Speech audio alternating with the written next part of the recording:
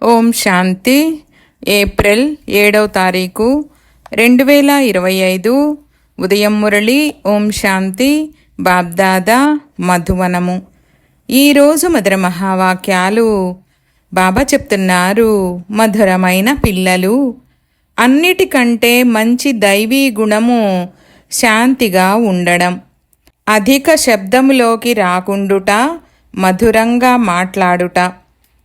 పిల్లలైన మీరిప్పుడు వాచా నుండి మూవీలోకి, మూవీ నుండి సైలెన్స్లోకి వెళ్తారు. కనుక అధిక శబ్దంలోకి రాకండి. ప్రశ్న: ఏ ముఖ్యమైన ధారణ ఆధారంతో అన్ని దైవీ గుణాలు స్వతహాగానే వస్తూ ఉంటాయి? జవాబు: ముఖ్యమైన ధారణ పవిత్రత. దేవతలు పవిత్రులైనందున వారిలో దైవీ గుణాలు ఉన్నాయి. ఈ ప్రపంచంలో ఎవరిలోనూ దైవీ గుణాలు ఉండవు. రావణ రాజ్యములో దైవీ గుణాలు ఎక్కడి నుండి వస్తాయి? రాయల్ శ్రేష్టమైన పిల్లలైన మీరిప్పుడు దైవీ గుణాలను ధారణ చేస్తున్నారు.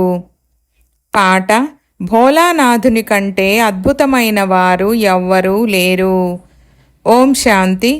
చెడిపోయిన వారిని సరిచేయువారు ఒక్క తండ్రే అని పిల్లలు అర్థం చేసుకున్నారు. భక్తి మార్గములో అనేక మంది వద్దకు వెళ్తారు. ఎన్నో తీర్థయాత్రలు మొదలైనవి చేస్తారు. పాడైపోయిన వారిని సరిచేయువారు, పతితులను పావనంగా చేయువారు ఒక్కరే. సద్గతి దాత, మార్గదర్శకుడు, ముక్తిదాత కూడా వారొక్కరే. ఇప్పుడీ గాయనమైతే ఉంది, కానీ అనేక మంది మనుషులు అనేక ధర్మాలు, మఠాలు, మార్గాలు, శాస్త్రాలు ఉన్నందున అనేక మార్గాలను వెతుకుతూ ఉంటారు. సుఖశాంతుల కొరకు సత్సంగాలకు వెళ్తారు కదా. ఎవరైతే వెళ్ళరో వారు మాయావీ మస్తీలోనే మస్తుగా ఉంటారు. ఇప్పుడిది కలియుగ అంతమని కూడా పిల్లలైనా మీకు తెలుసు. సత్యయుగము ఎప్పుడు వస్తుందో, ఇప్పుడు ఉండేది ఏ యుగమో మనుషులకు తెలీదు.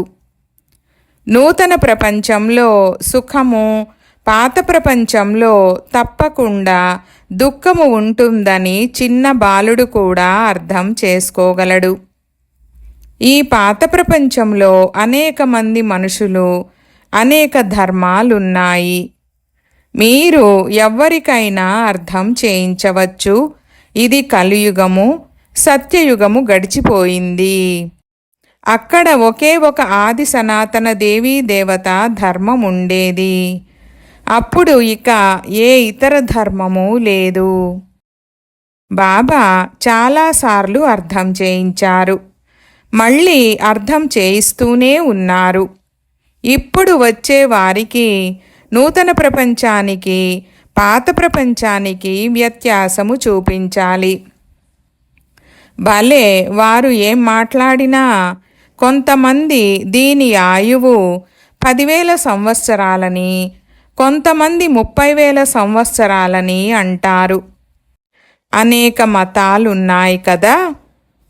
ఇప్పుడు వారి వద్ద ఉండేది శాస్త్రాల మతము. అనేక శాస్త్రాలు, అనేక మతాలున్నాయి. మనుషుల మతాలు కదా.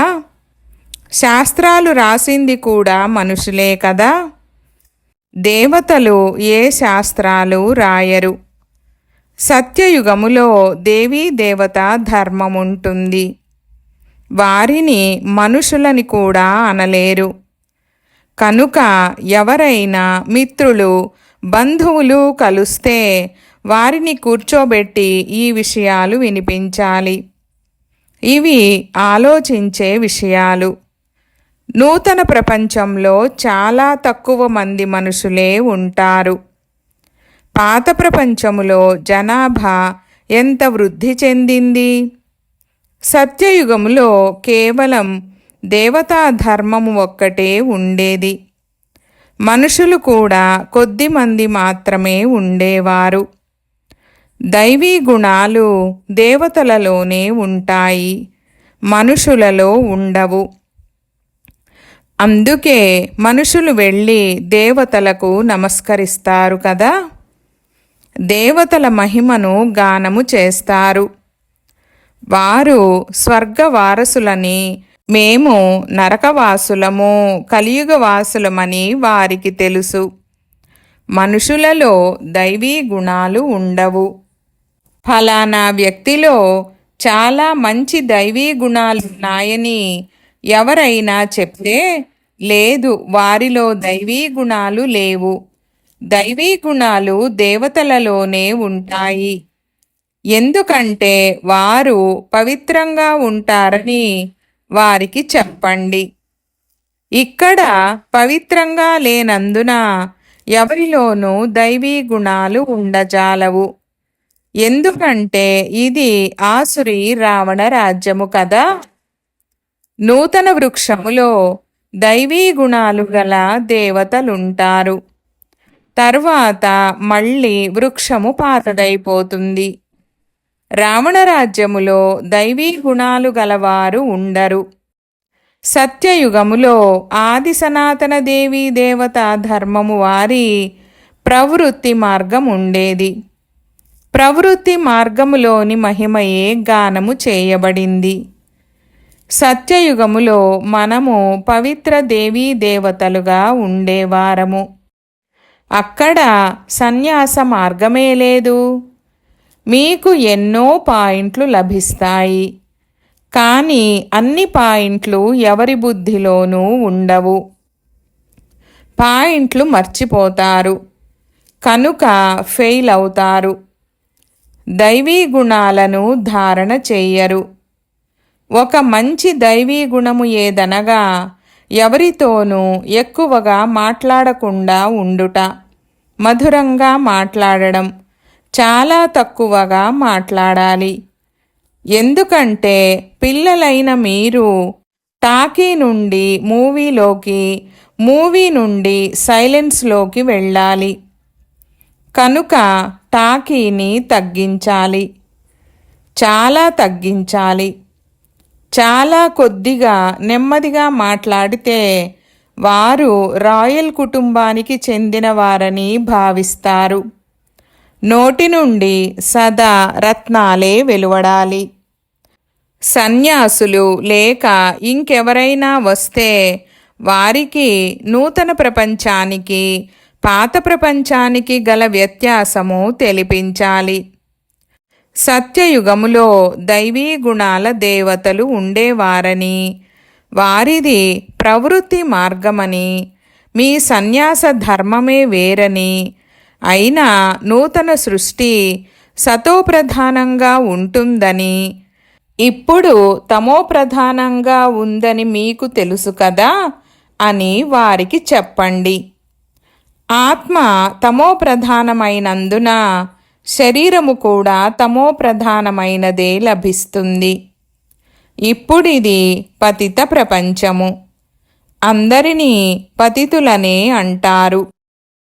అది పావన సతోప్రధానమైన ప్రపంచము. ఆ నూతన ప్రపంచమే ఇప్పుడు పాతదైపోయింది. ఈ సమయంలోని మనుష్యాత్మలందరూ నాస్తికులుగా ఉన్నారు. అందుకే ఇన్ని గలాటాలు, అలజడులు జరుగుతున్నాయి. భగవంతుడు తెలియనందున పరస్పరము పోట్లాడుకుంటూ గొడవ పడుతూ ఉంటారు. రచయిత రచనల గురించి తెలుసుకున్న వారిని ఆస్తికులని అంటారు. సన్యాస ధర్మము వారికి నూతన ప్రపంచం గురించి తెలియనే తెలియదు. కనుక వారు ఆ ప్రపంచంలోనికి రానే రారు. ఇప్పుడు ఆత్మలన్నీ తమోప్రధానమైపోయాయి. మళ్ళీ ఆత్మలను సతోప్రధానంగా ఎవరు చేస్తారు? తండ్రి ఒక్కరు మాత్రమే చేయగలరు. సతోప్రధాన ప్రపంచంలో మనుషులు కొంతమందే ఉంటారు. మిగిలిన వారంతా ముక్తిధామంలో ఉంటారు. బ్రహ్మతత్వము ఆత్మలమైన మనము నివసించే స్థానము. దానిని బ్రహ్మాండమని అంటారు. ఆత్మ అవినాశి. ఇది అవినాశి నాటకము. ఇందులో ఆత్మలందరికీ పాత్ర ఉంది. నాటకము ఎప్పుడు ప్రారంభమయ్యిందో ఎవరూ చెప్పలేరు. ఎందుకంటే ఇది అనాది డ్రామా కదా. తండ్రి కేవలం పాత ప్రపంచాన్ని నూతన ప్రపంచంగా చేసేందుకు రావలసి వస్తుంది. అంతేగాని తండ్రి నూతన సృష్టిని రచిస్తారని కాదు. పతితులైనప్పుడే వారిని పిలుస్తారు. సత్యయుగములో ఎవ్వరూ పిలవరు. ఎందుకంటే అది పావన ప్రపంచము. రావణుడు పతితంగా చేస్తాడు. పరమపిత పరమాత్మ వచ్చి పావనంగా చేస్తాడు. తప్పకుండా ఇది సగము అది సగము ఉంటుంది. బ్రహ్మ పగలు మరియు బ్రహ్మరాత్రి సగం సగం ఉంటాయి. జ్ఞానము వలన పగలుగా అవుతుంది. అక్కడ అజ్ఞానం ఉండదు. భక్తి మార్గాన్ని చీకటి మార్గమని అంటారు. దేవతలు పునర్జన్మలను తీసుకుంటూ మళ్ళీ అంధకారములోకి వస్తారు. కనుక ఈ సీఢీ చిత్రములో మనుషులు సతో రజో తమోలోకి ఎలా వస్తారో చూపించారు. ఇప్పుడు అందరిది శిథిలావస్థ, తమో ప్రధాన స్థితి. తండ్రి బదిలీ చేసేందుకు అనగా మనుషులను దేవతలుగా చేసేందుకు వస్తారు. దేవతలున్నప్పుడు ఆసురీ గుణాలు గల మనుషులు లేరు. ఇప్పుడు ఈ ఆసురీ గుణాల వారిని మళ్ళీ దైవీ గుణాలు గలవారిగా ఎవరు చేస్తారు? ఇప్పుడు అనేక ధర్మాలు, అనేక మంది మనుషులు ఉన్నారు. అందరూ కొట్లాడుకుంటూ జగడాలాడుకుంటూ ఉంటారు. సత్యయుగములో ఒకే ధర్మం ఉంటుంది. కనుక దుఃఖపడే విషయమేదీ ఉండదు. శాస్త్రాలలో అయితే చాలా కట్టుకథలు, కల్పిత కథలు ఉన్నాయి. వాటిని జన్మ జన్మాంతరాలుగా చదువుతూ వచ్చారు. ఇవన్నీ భక్తి మార్గములోని శాస్త్రాలు. వాటి ద్వారా నన్ను పొందలేరని తండ్రి చెప్తున్నారు. నేను స్వయంగా ఒక్కసారి మాత్రమే వచ్చి అందరికీ సద్గతినివ్వాల్సి వస్తుంది. ఇలాగే ఎవ్వరూ వాపస్ వెళ్ళలేరు. చాలా ఓపికగా ధైర్యంగా కూర్చొని అర్థం చేయించాలి. గలాట ఉండరాదు. వారికి అహంకారం ఉంటుంది కదా. సాధు సత్పురుషులతో వారి శిష్యులు కూడా ఉంటారు. వారు వెంటనే వీరికి కూడా బ్రహ్మకుమారీల ఇంద్రజాలము తగులుకున్నదని అంటారు. తెలివిగలవారు ఇది ఆలోచింపదగిన విషయాలని అంటారు. మేళాలకు, ప్రదర్శనీలకు అనేక రకాలైన మనుషులు వస్తారు కదా. ప్రదర్శనీలు మొదలైన వాటికి ఎవరైనా వస్తే వారికి చాలా ధైర్యంగా అర్థం చేయించాలి.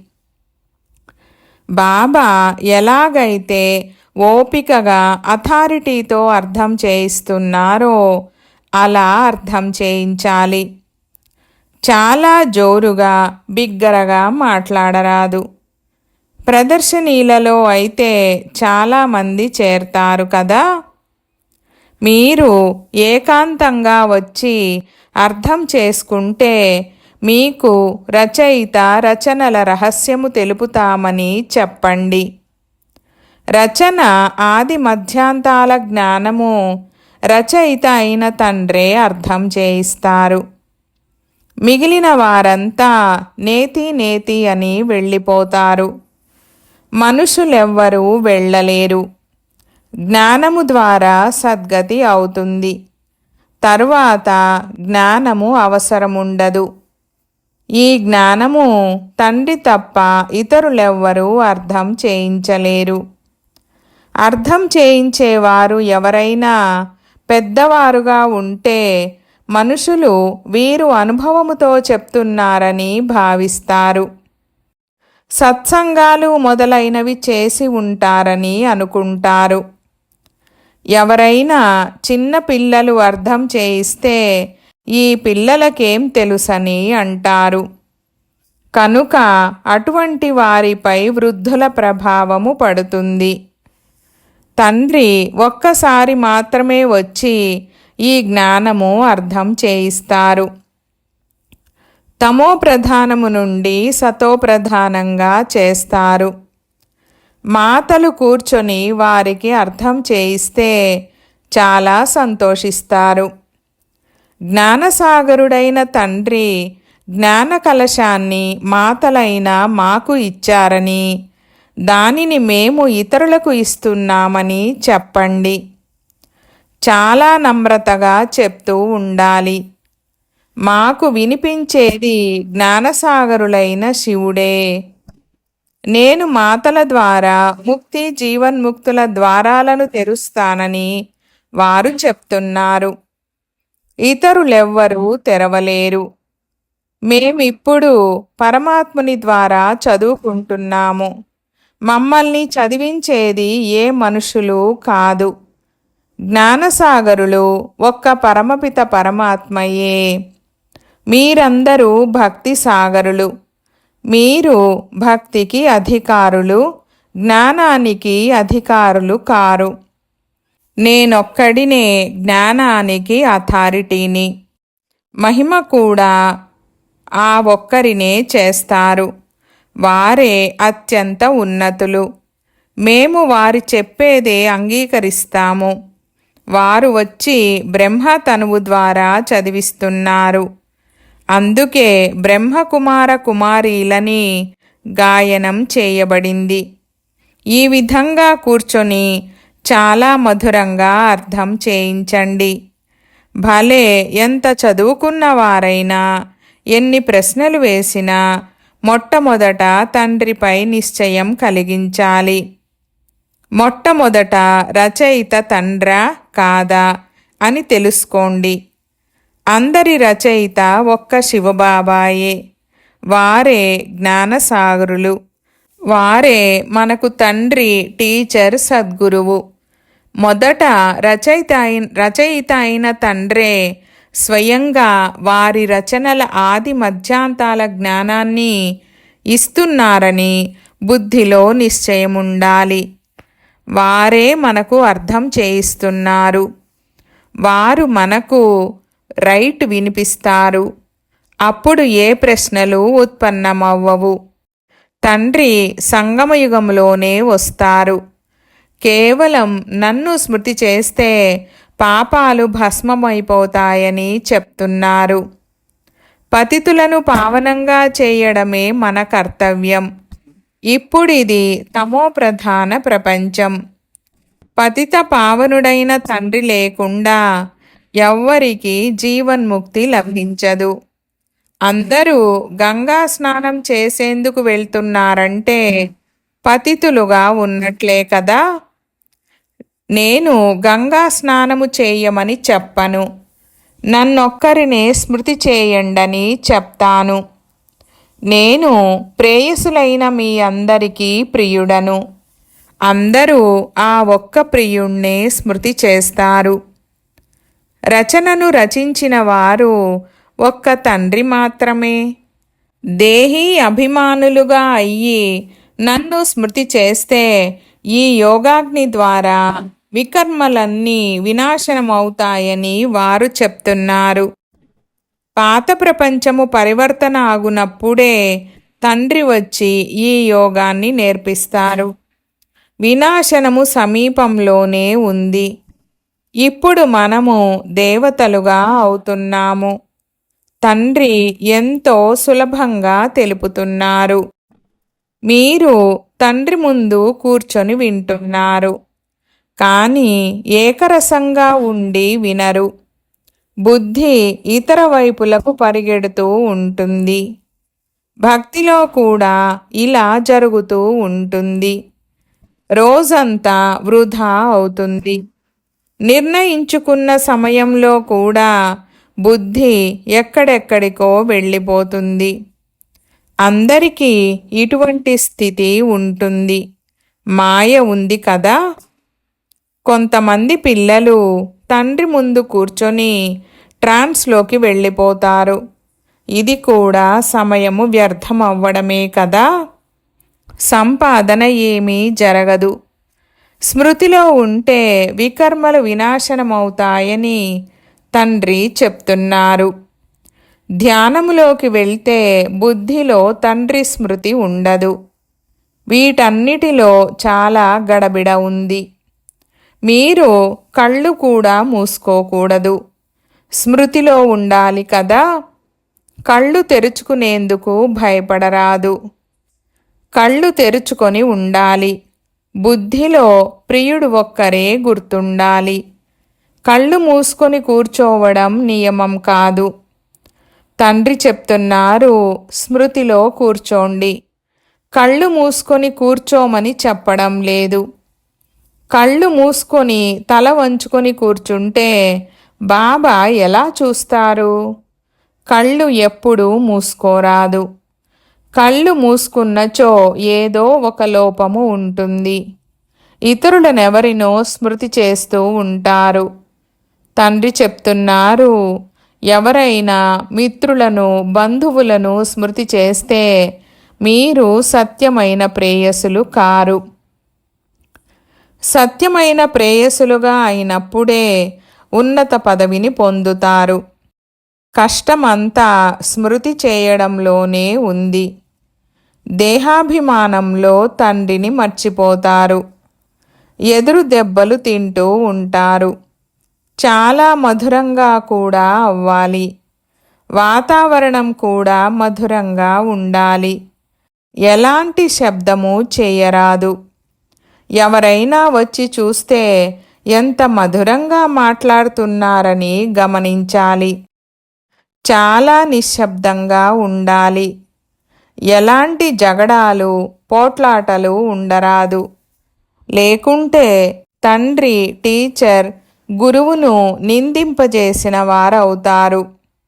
వారు పదవి కూడా చాలా తక్కువది పొందుతారు.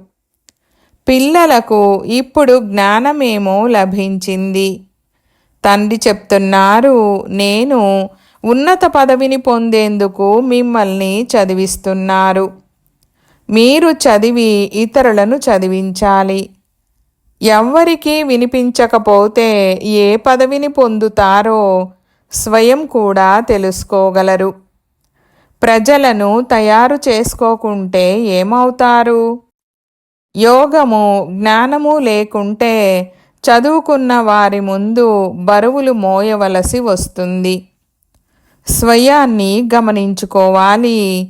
ఈ సమయంలో ఉత్తీర్ణులవ్వకుండా తక్కువ పదవి పొందితే కల్పకల్పాంతరము తక్కువ పదవే పొందుతూ ఉంటారు. తండ్రి కర్తవ్యము అర్థం చేయించడం. అర్థం చేసుకోకుంటే మీ పదవి భ్రష్టమవుతుంది. ఎవరెవరికి ఎలా అర్థం చేయించాలో కూడా తండ్రి తెలుపుతూనే ఉంటారు. ఎంత కొద్దిగా ఎంత నెమ్మదిగా తెలుపుతే అంత మంచిది. సేవ చేసే వారిని బాబా మహిమ కూడా చేస్తారు కదా. చాలా మంచి సేవ చేస్తే బాబా హృదయాన్ని అధిరోహిస్తారు. సేవ ద్వారా మాత్రమే హృదయాన్ని అధిరోహిస్తారు కదా. స్మృతి యాత్ర కూడా తప్పకుండా చేయాలి. అప్పుడే సతోప్రధానంగా అవుతారు. శిక్షలు ఎక్కువగా అనుభవిస్తే పదవి తగ్గిపోతుంది. పాపాలు భస్మమవ్వకుంటే శిక్షలు చాలా అనుభవించవలసి ఉంటుంది. పదవి కూడా తగ్గిపోతుంది. దానిని నష్టపోవడమని అంటారు. ఇది కూడా వ్యాపారమే కదా. నష్టపడరాదు. దైవీ గుణాలను ధారణ చెయ్యండి. ఉన్నతంగా అవ్వాలి. ఉన్నతి చెందేందుకు బాబా రకరకాల విషయాలను వినిపిస్తున్నారు. ఇప్పుడు ఎవరు చేస్తే వారే పొందుతారు. మీరు ఫరిష్తాగా అవ్వాలంటే గుణాలు కూడా అటువంటివి ధారణ చెయ్యాలి. మంచిది. మీఠే మీఠే సికీలధే బచ్చోं ప్రతి मात पिता बाप दादा का याद प्यार और गुड मॉर्निंग. रूहानी बाप की रूहानी बच्चों को नमस्ते. हम रूहानी बच्चों की रूहानी बाप दादा को याद प्यार गुड मॉर्निंग और నమస్తే నమస్తే బాబా నమస్తే. ధారణ కొరకు ముఖ్య సారము. 1వ పాయింట్, ఎవరితోనైనా చాలా నమ్రతతో నెమ్మదిగా మాట్లాడాలి. భాషా శైలి చాలా మధురంగా ఉండాలి. నిశ్శబ్ద వాతావరణం ఉండాలి. ఎలాంటి శబ్దాలు ఉండరాదు. అప్పుడు సర్వీసు సఫలమవుతుంది. 2వ పాయింట్, సత్యమైన ప్రేయసులుగా అయ్యి ఒక్క ప్రియుని స్మృతి చేయాలి. స్మృతిలో ఎప్పుడు కళ్ళు మూసుకొని తల వంచుకొని కూర్చోరాదు. దేహీ అభిమానులుగా ఉండాలి. వరదానము: అన్ని ఖజానాలను స్వయం కొరకు మరియు ఇతరుల కొరకు ఉపయోగించే అఖండ మహాదాని భవ. వివరణ: ఎలాగైతే తండ్రి యొక్క భండారము సదా నడుస్తూ ఉంటుందో, ప్రతిరోజు ఇస్తూ ఉంటారో, అలా మీ లంగరు పేదలకు అన్నదానము కూడా అఖండంగా నడుస్తూ ఉండాలి. ఎందుకంటే మీ వద్ద జ్ఞానము, శక్తులు, సంతోషాల భండారం నిండుగా ఉంది. దీనిని తోడుగా ఉంచుకోవడం లేక ఉపయోగించుకోవడంలో ఎలాంటి అపాయము లేదు. ఈ భండారము తెరిచి ఉంచితే దొంగలెవ్వరూ రారు. మూసి ఉంచితే దొంగలు వచ్చేస్తారు. అందువలన ప్రతిరోజు మీకు లభించిన ఖజానాను చూసుకోండి. అంతేకాక స్వయం పట్ల మరియు ఇతరుల పట్ల ఉపయోగిస్తే అఖండ మహాదానులుగా అవుతారు. స్లోగన్: విన్న దానిని మననము చేయండి. మననము చేయుట ద్వారానే శక్తిశాలిగా అవుతారు. ఈరోజు అవ్యక్త ఇషారా పాయింట్: సేవ మరియు స్థితి. తండ్రి మరియు మీరు, ఇది కంబైన్డ్ స్థితి. కంబైన్డ్ సేవ చేస్తే సదా ఫరిష్తా స్వరూపాన్ని అనుభవం చేస్తారు. సదా తండ్రి తోడుగా కూడా ఉన్నారు, సాథీగా కూడా ఉన్నారనే డబల్ అనుభవం జరగాలి. స్వయం యొక్క లగ్నములో సదా తోడును అనుభవం చేయండి మరియు సేవలో సదా సాథీని అనుభవం చేయండి. ఓం శాంతి.